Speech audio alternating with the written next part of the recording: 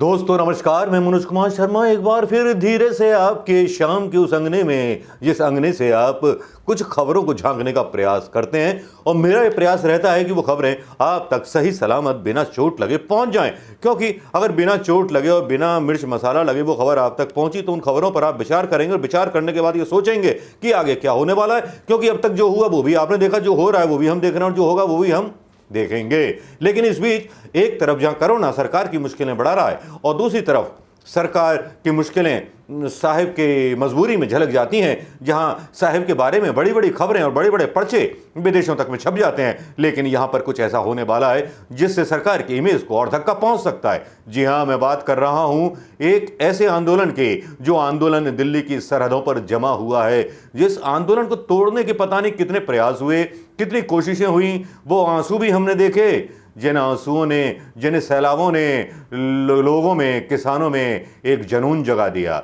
हमने वो आंसू भी देखे जिन्होंने मगरमच्छ की याद दिला दी। खैर, मगरमच्छ की बात जो मगरमच्छ जाने, लेकिन हम उसकी बात कर रहे हैं जिन सैलाब ने, जिन आंसुओं के सैलाब ने एक किसान आंदोलन में नई क्रांति भर दी थी।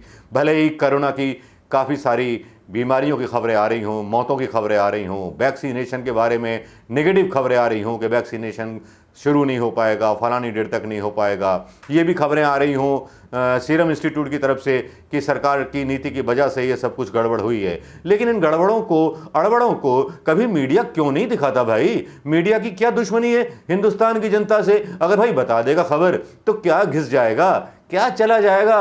अंटी से कुछ घिस थोड़ी जाएगा भाई। सच्ची खबर बता दो, दुनिया को पता चल जाएगी तो दुनिया अफवाहों के बीच झूले नहीं झूलेगी।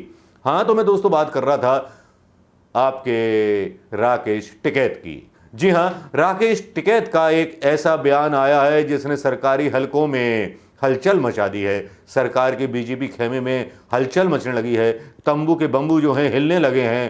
तंबू का जो वो कपड़ा है ना, वो तेज हवा के झोंके से लहराने लगा है दोस्तों। ऐसा क्यों हुआ? क्योंकि राकेश टिकैत ने जो बयान में कहा वो ऐसा था जिसने भारतीय जनता पार्टी नेताओं की माथे पर और सरकार के माथे पर शिकन ला दी है। जी हां, राकेश टिकैत ने सीधे सीधे कहा, एक प्रेस रिपोर्टर को इंटरव्यू देते हुए उन्होंने कहा कि साहब देखिए, इस बार गिरफ्तारी नहीं होगी, इस बार तो संघर्ष होगा और संघर्ष जो होगा उसकी जिम्मेदारी सरकार की है। इतने साफ लफ्जों में चेतावनी सरकार को दे देना आखिर राकेश टिकैत ने कर ही दिया। और बोला क्या, ये थोड़ा सा सुन लीजिए। नहीं हटेंगे, वे जमाने चले गए कि गिरफ्तारी दे देंगे, वो नहीं होगी गिरफ्तारियां। मुकाबला होगा और मुकाबले में जो हार जीत होगी जिसकी होती रहेगी, मुकाबला होगा। वैसे नहीं जाएंगे, या तो यहां से डेड बॉडी जाएगी, मर कर जाएंगे, या कानून वापसी जाएंगे, घर वापसी नहीं जाएंगे। यानी आप कह रहे हैं कि अगर जबरदस्ती हटाने की कोशिश होगी तो हिंसक हो सकता है, संघर्ष होगा, संघर्ष होगा, संघर्ष। राकेश टिकैत को भी आपने सुन लिया होगा। अब जानने की कोशिश कीजिए कि क्यों। क्योंकि अब जो है हिसार में जो घटना हुई, जिस तरह से हिसार में किसानों के ऊपर बर्बरता पूर्वक लाठी चार्ज हुआ, उस वजह से किसानों के अंदर काफी आक्रोश भरा हुआ है। एक तरफ जहां सरकार दावा कर रही है कि किसान आंदोलन से लोग गांव में कोरोना लेकर के जा रहे हैं, सरकार के इस बयान पर किसान नेताओं को काफी आपत्ति है और किसान नेता जो है अंदर ही अंदर गुस्सा हो रहे हैं कि सरकार इतने गैर जिम्मेदाराना बयान क्यों दे रही है। इसीलिए राकेश टिकैत ने कहा कि या तो कोरोना से मरेंगे या पुलिस की गोली से मरेंगे, हमें हर संघर्ष मंजूर है। किसान आंदोलन के नेताओं ने कॉल दी है कि आने वाले कुछ महीनों में वो किसानों का एक बड़ा जत्था दिल्ली की तरफ मूव करेंगे और सीधे चेतावनी दी है कि सरकार में दम है तो सरकार रोक ले।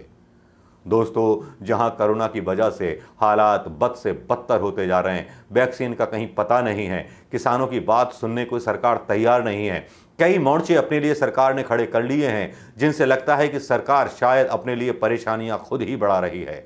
एक तरफ जहां किसान अपनी जायज मांगों के लिए खड़े हुए हैं, अड़े हुए हैं, उनकी मांग मानने को सरकार तैयार नहीं है। और अगर कल कोई एक किसान जो गांव में, जैसा कि बताया जा रहा है कि साहब गांव गांव में कोरोना पहुंच चुका है, गांव गांव में मौतें हो रही हैं, तो फिर इनका जिम्मेदार कौन है? सरकार ने क्यों इकट्ठा किया हुआ है उन किसानों को? मांगे क्यों नहीं मान लेती? आखिर मांग मानने में परेशानी क्या है, बातचीत करने में परेशानी क्या है? कल ही के मीडिया की खबर थी कि सरकार को किसानों ने चिट्ठी लिखी है कि वो उनसे बात करे। हालांकि इसमें कितनी सच्चाई है कितनी सच्चाई नहीं है ये हम कह नहीं सकते, क्योंकि सच्चाई जो है वो दिखती तो है नहीं। सच्चाई जो दिखती है वो दिखाई जाती है, जो होती नहीं है, और जो सच्चाई होती है वो दिखाई नहीं जाती। तो भाई इसी सटापटी घटापटी में मामला चलता रहता है। वो तो शुक्र हो भगवान का कि आंसू जो थे वो लाइव दिख गए महेंद्र सिंह, वो सॉरी राकेश टिकैत जी के। और आप क्या समझे? नहीं नहीं नहीं, ऐसा मत समझिए, वो तो चलता है भाई। जब इतनी बड़ी आफत आ गई हो देश में, निपटने का कुछ भी मतलब आइडिया ना हो कि कैसे निपटना है, तो आंसू तो निकल ही जाते हैं, भले ही उसमें कितनी भी मजबूरियां रही हों, कुछ भी रहा हो। तो दूसरी तरफ किसानों का ये रुख जो है आने वाले टाइम में सरकार की कौन सी दशा और दिशा तय करेगा, ये देखना वाकई में दिलचस्प होगा दोस्तों। हालांकि कोई भी मीडिया का कैमरा किसान आंदोलन में टीकरी कैंप, सिंधु कैंप तक नहीं जा रहा। ये तक नहीं बताया जा रहा कि वाकई में कोरोना के मरीज वहां मिल रहे हैं कि नहीं मिल रहे हैं। टीके की बात आई थी बीच में कि साहब टीका नहीं लगवा रहे किसान नेता, लेकिन किसान नेताओं ने कहा कि आप टीका लगाइए, हम टीका लगाने को तैयार हैं, हमारे यहाँ आइए, कैंपिंग कीजिए। लेकिन वो खबरें भी यहाँ से उड़ा दी गईं। आजकल खबरों में सिर्फ छाया हुआ है तो कोरोना कोरोना कोरोना, और कोरोना के अलावा कुछ भी नहीं। या फिर गंगा की वो रेती जहां पर शव गाड़े जा रहे हैं, या वो शमशान घाट में जलती चिताओं के धुएं जिन पर करारी बहस चलनी चाहिए, भारतीय जनता पार्टी के नेताओं से सवाल पूछे जाने चाहिए, सरकार से जवाब मांगे जाने चाहिए, लेकिन लोग चुप हैं। क्योंकि एक चुप 100 को हराता है और एक चुप 100 पोलों को खोल देता है। क्योंकि एक चुप सवालों को भी जन्म देता है, एक चुप बहुत कुछ कहानी इशारों इशारों में कह जाता है। लेकिन जिस तरह से राकेश टिकैत का अंदाज दिख रहा था, मुझे लग रहा है कि आने वाले टाइम में किसान आंदोलन में बड़ा कुछ होने वाला है, जिसकी वानगी हम आने वाले कुछ महीनों में देखेंगे। लेकिन सरकार का रुख इस बारे में क्या होगा, ये भी देखना बहुत जरूरी होगा। हालांकि कृषि मंत्री तोमर जी का मध्य प्रदेश में किसानों ने घेराव किया, उनसे अपने सवालों पर जवाब मांगे, उनसे किसान आंदोलन के बारे में जवाब मांगे, लेकिन किसी तरह से नरेंद्र तोमर बच बचा करके निकल गए। ये तस्वीरें सोशल मीडिया पर जरूर देखी होंगी आपने, आपको नुमाया भी हुई होंगी।